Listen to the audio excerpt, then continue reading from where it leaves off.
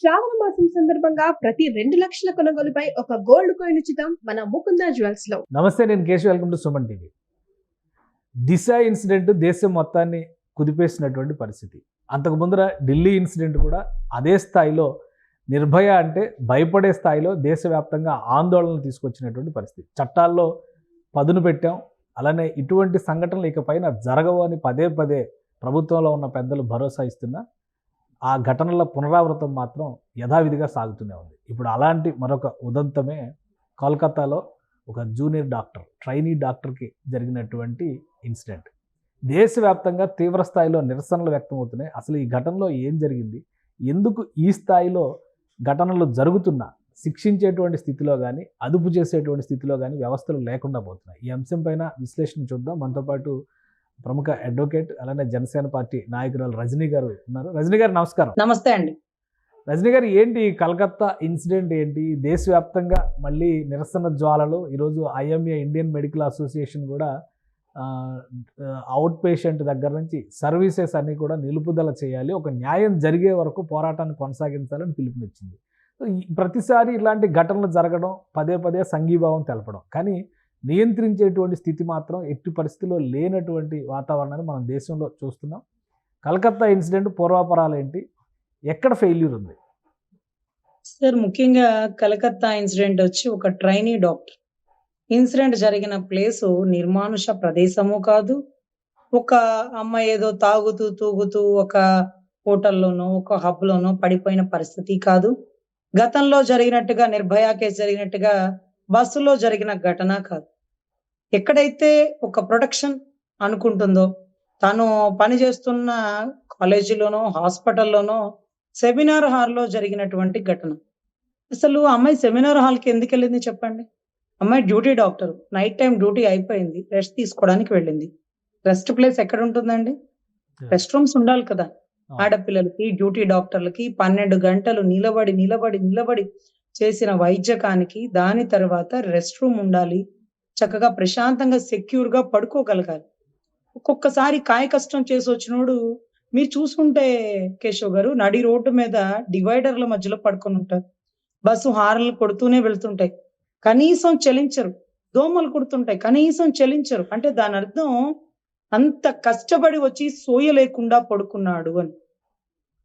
అదే రకమైన కష్టంతో పడి ఈ రోజు ఆ డ్యూటీ అయిపోయిన తర్వాత సెమినార్ హాల్లో పడుకున్నటువంటి ఒక డ్యూటీ డాక్టర్, ఒక ట్రైనీ డాక్టర్.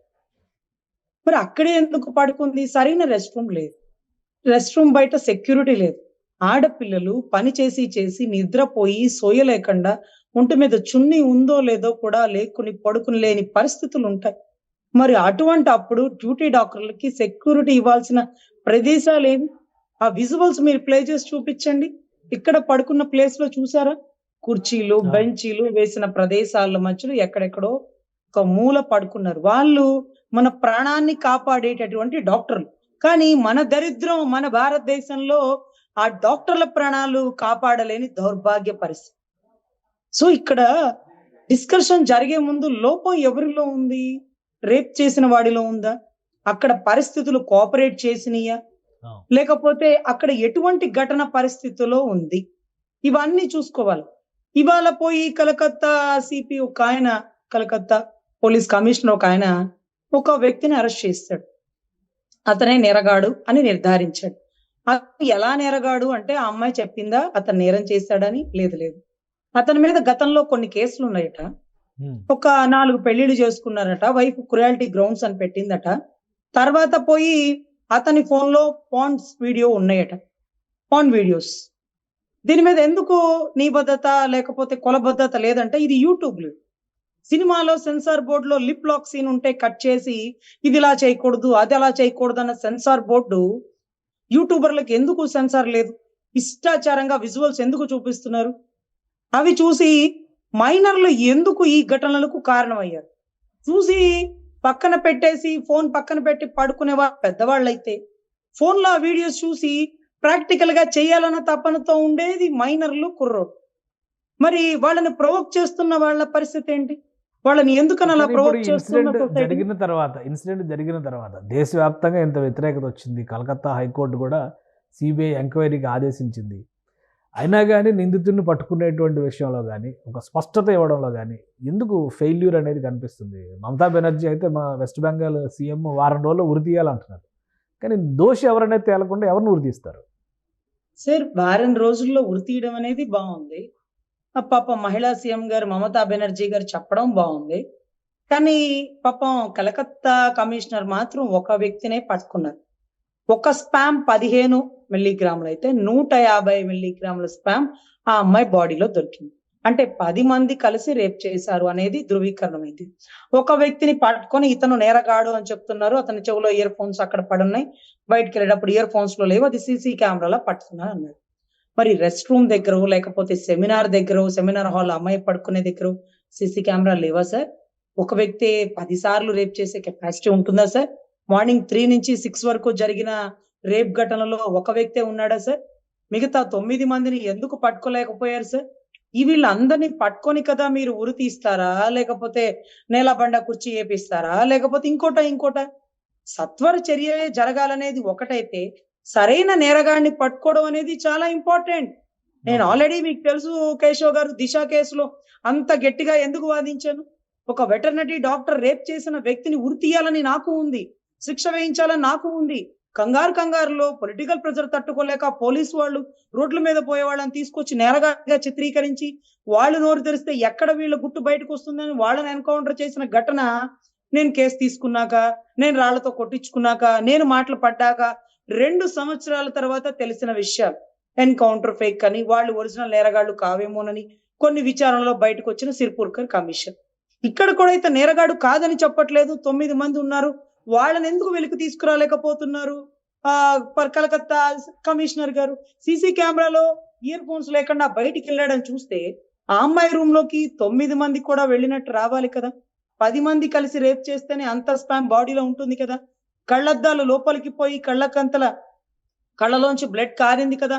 ఎముకలు బొయ్కలు ఇరిగినాయి కదా. ఒక వ్యక్తి గోళ్లలోంచి చర్మం ఉన్నాయా అంటే ఆ అమ్మాయి ఎవరైతే తాను ప్రొడక్ట్ చేసుకోవాలో గోళ్లతో వాళ్ళని రక్కింది. ఆ రక్కిన గోళ్లలో వాళ్ళ చర్మం ఉంది. ఆ చర్మము ఒక గోళ్లతోనే రక్కిందా, ఒక మనిషినే రక్కిందా? ఒక మనిషికి అంత కెపాసిటీ లేదు కదా, అంత స్పామ్ ఉంది కదా. మరి కెమెరాలు పొలిటికల్ ఇన్ఫ్లుయెన్స్ ఏమైనా ఉండి ఉంటుందా? ఇంత ఇన్సిడెంట్ జరిగిన తర్వాత, దేశవ్యాప్తంగా ఇంత ఆందోళన వచ్చిన తర్వాత ఎందుకు పోలీసులు కానీ ఇప్పుడు సిబిఐ ఇన్వాల్వ్ అయినా కూడా 3 బృందాలను ఏర్పాటు చేశారు. ఇన్సిడెంట్ జరిగిన ప్లేస్ ఒకటి, ఆల్రెడీ ఇన్వెస్టిగేట్ చేస్తున్నటువంటి వ్యవహారాలు, అనుమానితులకి సంబంధించిన ఎంక్వైరీ, ఇలా 3 టీములుగా విడిపడి అక్కడ చేస్తున్నటువంటి పరిస్థితి ఉంది. కానీ ఇన్ని రోజులు గడుస్తున్నా కానీ క్లారిటీ ఇచ్చేటువంటి వాతావరణం లేదు. దాదాపు 10 రోజులు గడిచిపోయినప్పటికీ కూడా నిర్దిష్టమైనటువంటి కారణాలు ఎవరూ చెప్పలేకపోతున్నారు. ఇన్సిడెంట్ జరిగింది 9వ తారీఖు అని విన్నాను సార్. 9వ తారీఖు పాపం మీడియా బృందమైన మీకు, లేకపోతే అడ్వకేట్ అయిన నాకు, ఈ రాష్ట్రంలో ఏ ఒక్కరికి తెలియదు. ఎందుకంటే ఎన్నో రకాల రేపులు ఎన్నో చోట్ల జరుగుతుంటాయి. ప్రతిరోజు 3 రేపులు దేశవ్యాప్తంగా, రాష్ట్ర వ్యాప్తంగా నమోదవుతున్నాయి అంటూ కొలబద్దతి ఇచ్చిన వాళ్ళకి ఎక్కడో చోట రేపు. కానీ అప్పుడు ఒకడే అనుకున్నారట, తర్వాత 10 అని తెలిసిందట. మరి 10 అని తెలిసినప్పుడు 9 మందిని పట్టుకోకుండా ఒకడినే నేరగాడినిగా చూపిస్తుంటే కలకత్తా ప్రభుత్వం ఫెయిల్ అయిందా, సక్సెస్ అయిందా? సో సీసీ కెమెరాలు బయట ఉన్నప్పుడు లోపల ఎందుకు లేవు? ఇవన్నీ ఒక ఎత్తు సార్. పొలిటికల్ ఉందా అని మీరు అడుగుతుంటే నిర్భయ కేసు తీసుకోండి. 4 గ్యాంగ్ రేప్ చేశారు బస్సుల్లో. ఆ 4 వెనకాల ఏ ప్రభుత్వాలు లేవు. వాళ్ళు ఎవరో పోరగాళ్ళు కాబట్టి వాళ్ళు నేరగాళ్లుగా నిరూపితమయ్యారు. 7 సంవత్సరాలు ఉరి తీయబడ్డారు. ఇంకొక 2-3 ఘటనలు చూసుకుందాం. దిశ కేసే చూసుకుందాం. 4 వాళ్ళ వెనకాల ఎవరు మాట్లాడే వాళ్ళు లేరు, వాళ్ళు దళితులు, వాళ్ళకి డబ్బు లేదు కాబట్టి ఈ 4 రేప్ చేశారు అన్నారు. ఏ అడ్వకేట్ వాదించిన లేదు. ఏదో మా బొట్టోళ్ళం వస్తే రాళ్ళేసి కొట్టారు, మేము తర్వాత నిరూపించి ఈ 4 కాదు ఒక పెద్దోడిని దాచేయడం కోసం పేదోళ్ళని బలి చేశారని ప్రూవ్ చేయడం జరిగింది. కొంత గొప్ప ఆధారాలు బయటకు వచ్చినాయి. ఇకపోతే హత్రాస్ ఘటన మీరు విన్నారా కేశవ్ గారు? Very good. ఉన్నావ ఘటనలో కులదీప్ సింగ్ అనే ఒక ఎమ్మెల్యే, అతను ఒక ఎమ్మెల్యే, 4 సార్లు గెలిచిన ఎమ్మెల్యే. పాపం 17 ఏళ్ల ఆడబిడ్డ నాకు ఉద్యోగం ఇప్పించండి, నేను కుటుంబంలో నిలబడాలని ఇంటికి వెళితే ఆ అమ్మాయిని రేప్ చేసి గ్యాంగ్ రేప్ చేశారు కొంతమంది. ఎమ్మెల్యేతో పాటు ఎమ్మెల్యే అనుచరులు, ఎమ్మెల్యే తమ్ముళ్ళు ఎవరెవరో ఉన్నారు. పాపం ఆ అమ్మాయి రేప్ చేసి ఘటనకి కారణం బయట చెప్పొద్దు అని నోట్లో గుడ్డలకి కిడ్నాప్లు చేసిన తరుణాలు కూడా మనందరం చూసాం. కానీ బయటకు వచ్చి తండ్రి కూతురు పోరాడారు. అన్యాయం జరిగింది, నన్ను రేప్ చేశారు పలానా ఎమ్మెల్యే అంటే ఎఫ్ఐఆర్ నమోదు చేయకూడదు కదా. ఎమ్మెల్యే తాలూకా వాళ్ళందరి మీద నమోదు చేశారు, కానీ ఎమ్మెల్యే చేయలే. కానీ ఎమ్మెల్యేనే చేపించాడు, ఎమ్మెల్యేనే చేశాడు దాంట్లో అని ఆ అమ్మాయి చెప్తే ఊరుకోలే. పాపం వాళ్ళ నాన్నగారు నా బిడ్డకు అన్యాయం జరిగిందని పోరాడితే కస్టడీలో పెట్టి కుక్కను కొట్టినట్టు కొడితే ఒంట్లో ఎముకలు ఇరిగి కస్టోడియల్ డెత్ గురయ్యాడని పోస్ట్ మార్టం రిపోర్ట్ వచ్చేసింది. అవును. అంటే కూతురుకు జరిగిన అన్యాయాన్ని తండ్రి నిలదీసినందుకు పాపం పోలీసుల చేతిలో చచ్చిపోయాడు ఒక తండ్రి. అయినా సరే కూతురు పోరాటం ఆపల, లాయర్ని పెట్టుకొని సాక్ష్యాలు తీసుకొని కోర్టుకు ప్రొడ్యూస్ చేస్తున్న టైంలో ఒక ట్రక్ లారీ ఆ కార్ని గుద్దేసింది. లాయర్ని కూడా ఎయిమ్స్ హాస్పిటల్ ఢిల్లీలో అడ్మిట్ చేశారు. ఇది ఉన్న ఒక ఘటన పాప. తర్వాత ఆ అమ్మాయి అతి కిరాతకంగా దారుణంగా న్యాయం దొరక్క ఇంకోటి ఏవి జరిగినా ఎట్టకేలకి సిబిఐకి పెట్టాక కులదీప్ సింగ్ గారిని అరెస్ట్ చేయడం జరిగింది. సో కస్టోడియల్ డెత్ లో తన తండ్రిని చంపడానికి కారణమైన వాళ్ళలో కూడా కులదీప్ సింగ్ తమ్ముడు అరెస్ట్ అయ్యాడు. కానీ అక్కడ కూడా కులదీప్ సింగ్ ని పోలీసులు అరెస్ట్ చేయాల. తర్వాత పోరాటం చేసి సిబిఐకి వేసిన తర్వాత రంజన్ గొగోయ్ అనే ఒక సుప్రీంకోర్టు చీఫ్ జస్టిస్ కి అమ్మాయి ఒక లెటర్ రాసింది బతికుండగా. నా ప్రాణానికి రక్షణ లేదు, నన్ను రేప్ చేసిన వాడు ఎమ్మెల్యే తాలూకా మనుషులు, దయవుంచి రక్షణ ఇవ్వండి అంటే ఆవిడ బతికుండగా రాని లెటర్ చనిపోయాక రీచ్ అయితే సుప్రీంకోర్టు చీఫ్ జస్టిస్ గారు ఆ నిర్లక్ష్యానికి కింది వర్గాన్ని కోప్పడి అప్పుడు కులదీప్ సింగ్ గారిని సిబిఐ దర్యాప్తులో ఇంకోటో అరెస్ట్ చేయడం జరిగింది. హత్రాస్ ఘటన గుర్తుందా అండి? హత్రాస్ ఘటన ఇన్ని ఇన్సిడెంట్స్ వరుసగా జరుగుతున్నా గానీ ఇప్పుడు భారత సంహిత పేరుతో కొత్తగా భారత న్యాయ సంహితను తీసుకొచ్చారు. ఒక భయం, నిర్భయ ఇన్సిడెంట్ తర్వాత దేశవ్యాప్తంగా ఒక భయం వస్తుంది. అలానే రేప్ కేసుకు మరణశిక్ష విధించాలని చాలా బలమైనటువంటి వాదన తీసుకొచ్చారు. దిశ తర్వాత ఒక చట్టం ఆంధ్రప్రదేశ్లో చేసే ప్రయత్నం చేశారు. అయితే అది లెగాలిటీస్లో నిలబడలేదు కాబట్టి దాన్ని పక్కన పెట్టేశారు. ఇప్పుడు కొత్తగా భారత న్యాయ సంహిత లాంటివి వచ్చిన తర్వాత కూడా ఈ ఇన్సిడెంట్స్ జరగడానికి లేదా ఇప్పుడు వచ్చినటువంటి కొత్త చట్టాల్లో ఇటువంటి ఇన్సిడెంట్స్ పైన ఉక్కుపాదం మోపడానికి ఏమైనా వెసులుబాట్లు ఉన్నాయా, లేదా మళ్ళీ పాత చట్టాలకే పేర్లు మార్చి కొత్తగా తీసుకొచ్చారా? ఎగ్జాక్ట్లీ కేశవ్ గారు, మీకు లీగల్ సబ్జెక్ట్ తెలియకపోయినా టక్మని చెప్పేశారు. ఇండియన్ పీనల్ కోడ్ లో ఐపీసీ 376 రేప్ కి చట్టం, 34 ఐపీసీ కామన్ ఇంటెన్షన్ తో చేశారు. అది కిరాతకంగా గాయపరిచారు 324, 326 క్రిమినల్ కాన్సిప్రసీతో చేశారు. ఇంకొక సెక్షన్ అడాట్మెంట్, ఇవన్నీ కూడా ఉండేవి. ఇప్పుడు భారతీయ సంహిత చట్టం ప్రకారం సెక్షన్ 64, 103(1) చట్టాలు మారినాయి, సెక్షన్లు మారినాయి అంతే. ఇక్కడ వెసులుబాటు ఏ చట్టంలోనైనా న్యాయశాస్త్రం అనేది రెండు వైపులా పదునున్న కత్తి. ఒకడు కాపాడడానికి ప్రయత్నిస్తాడు, ఒకడు తప్పించడానికి ప్రయత్నిస్తాడు. నా వృత్తిని ఏం చేస్తానంటాడు, ఆయన వృత్తి ఆయన ఇస్తాడు. ఒక నేరగాళ్ళని తీసుకొచ్చి జైల్లోంచి బెయిల్ మీద బయటకు తీసుకొచ్చి సీఎంలు చేశారా, పిఎంలు చేశారా, శాసనాలు రూపొందించే దాంట్లో నేరగాళ్ళని కూర్చోబెట్టారా? ఆ దౌర్భాగ్యం మనందరికీ పట్టిన పరిస్థితి మనం చూసాం. ఈ రోజు కూడా చట్టాల్లో సెక్షన్స్ మారినాయి. అప్పట్లో మేము చదువుకున్నప్పుడు టక్ మని తడబట్టు లేకుండా చెప్పేస్తాం. Indian penal code IPC section 307 అంటాం, అటెంప్ట్ మర్డర్ సెక్షన్ 376 అంటాం, 302 మర్డర్ సెక్షన్ అంటూ అయిపోయింది. ఇప్పుడు భారతీయ సంహిత చట్టం అంటూ మళ్ళీ ఒక్కసారి న్యాయ సంహిత అంటూ సెక్షన్స్ చూసుకొని తడబడుతూ చదవాల్సి వచ్చిన పరిస్థితే తప్ప ఏ మాత్రం మార్పు లేదండి. ఆగస్టు 9 జరిగిన ఘటన ఆగస్టు 15కి కొంత ఇన్ఫర్మేషన్ వచ్చింది. 16, 17లో కొద్ది గొప్ప బయటకు వచ్చింది. ఒకరిని పట్టుకున్నాం, మిగతా వాడిని వెరిఫై చేస్తున్నామా, లేకపోతే ఇతనే మొత్తం సారి చేశాడా? ఏం జరుగుతుంది సార్ వ్యవస్థలో? అంటే ఇన్సిడెంట్ జరిగిన తర్వాత, ఎంత వెలుగులోకి వచ్చిన తర్వాత కూడా అక్కడ ప్రైమా ఫేషియన్ దెబ్బతీయాలని, ఇన్సిడెంట్ జరిగిన ప్లేస్ను ప్రొటెక్ట్ చేయలేనటువంటి నిస్సహాయ స్థితిలో అక్కడ పోలీసు యంత్రాంగం ఉంది, 40 మంది దాడులు చేశారు, ఇవన్నీ కూడా వస్తున్నాయి సమాచారం. అంటే నిజంగా పశ్చిమ బెంగాల్లో అటువంటి, ముఖ్యంగా కలకత్తా 4 మెట్రోస్ ఇండియాలో ఉంటే అందులో కలకత్తా ఒకటి. అలాంటి మహానగరంలో కూడా మినిమం ప్రొటెక్షన్ ఇవ్వలేనటువంటి నిస్సహాయ స్థితిలో పోలీసు యంత్రాంగం ఉందా? సార్ ఒక ఆధారాలని ఎలా చెరిపేస్తారు సార్? నడి రోడ్డు మీద యాక్సిడెంట్ అయితే మీకు తెలుసో లేదో, ఒక చాక్ పీస్తో, ఒక ముగ్గుతో ఒక బొమ్మకి ఇస్తారు, ట్రాఫిక్ డైవర్ట్ చేసి పక్కకు పవలిస్తారు. ఒక డాబా మేంచి ఒక అమ్మాయి దూకి చనిపోయింది అనుకోండి, కింద మ్యాప్ గీస్తారు. ఎందుకో మీకు తెలుసా సార్?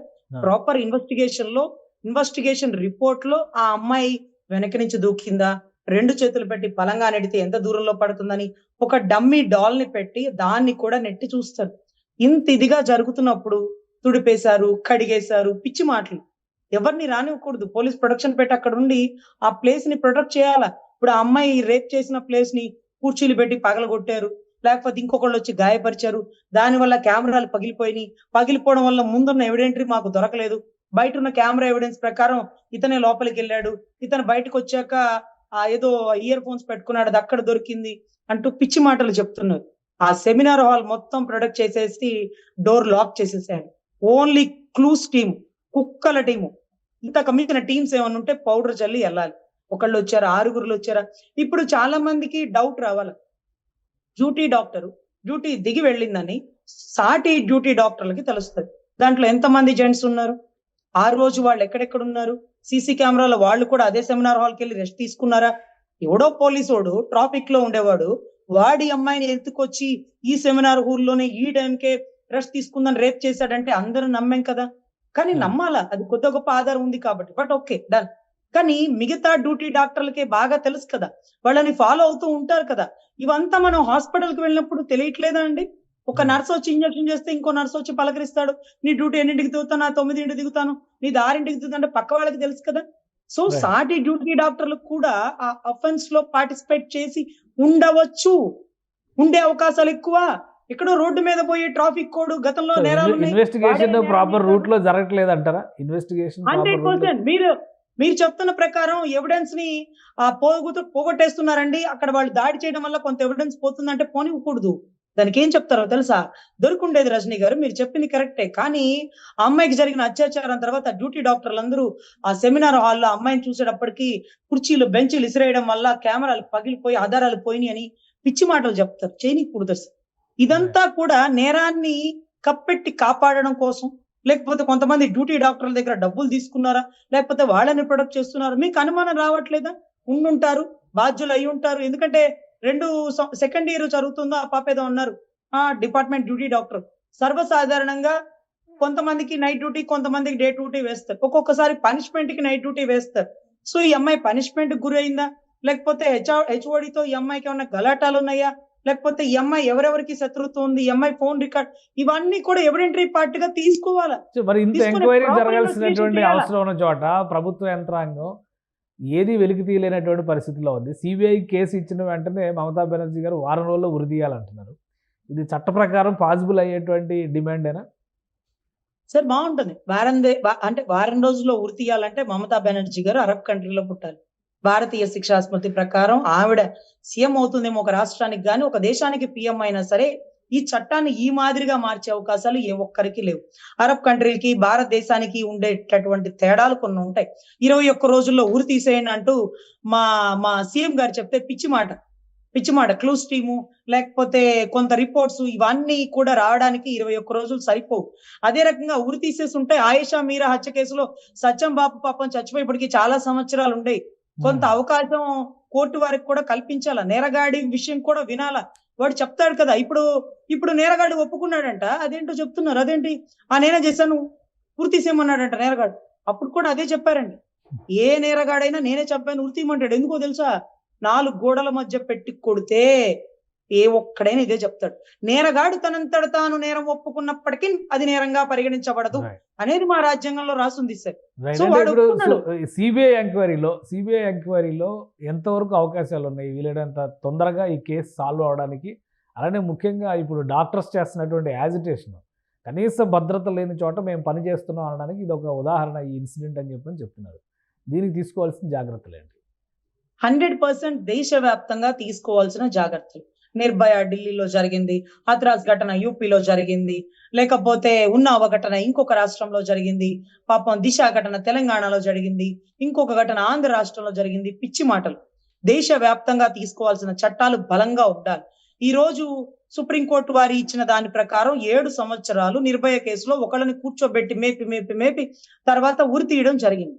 తత్వర విచారణ చేయాలి. క్లూస్ టీమ్ కొంత ఇన్ఫర్మేషన్ కి సంబంధించినటువంటి కొన్ని పరిశీలన విభాగాలు, శాఖలు ఉండాల. ఈ రోజు కొన్ని రిపోర్ట్లు తీసుకోవాలంటే ఢిల్లీకో, పూణేకో, బాంబేకో పోవాల్సిందే. అది ఆంధ్ర రాష్ట్రంలో లేవు. డిఎన్ఏ రిపోర్ట్ లో, లేకపోతే ఇంకొక స్పాన్ కి సంబంధించిన రిపోర్ట్ లో ఇప్పుడు 150 మిల్లీగ్రాముల లోపల స్పాన్ ఉందని డిసైడ్ అయ్యి, ఎముకలు మోచేతులు విరిగిపోయినండి. వెజీనా మీద బ్లడ్ బ్లీడింగ్ అయింది. ఒక వ్యక్తి ఒక అమ్మాయిని రేప్ చేస్తే ఎంత కిరాతకంగా రేప్ చేసినా అలా జరగదు అని ఎంబీబీఎస్ చదువుకున్న ఏ డాక్టర్ అయినా చెప్పగలరు. కానీ అంత దారుణంగా జరిగిందని ఆగస్టు 9న ఈ కేసు దర్యాప్తులోకి వచ్చాక మీకు తెలియలేదా సార్? వెజీనా బ్లీడింగ్ అయిపోతుంది, కళ్ళలో గంతలు కట్టో, లేకపోతే ఆ అమ్మాయి కళ్ళలో కళ్ళ జోడు ఇరిగి పెంకులు వచ్చి రక్తం కారుతుంటే బలంగా ఒకడు దానికి కొడితే ఎముకలు ఇరిగిపోతే, లేకపోతే ఇంకొక దారుణమైన పంటి ఘాట్లు ఉంటే గోల్డ్ ఘాట్లు వీడే, పంటి ఘాట్లు ఎవరు కనుక్కోవాలి కదా సార్. రైట్. అసలు ఇంత దారుణంగా జరిగితే ఇన్ని రోజులకి వెలుగులోకి రావడం ఒక దౌర్భాగ్యం.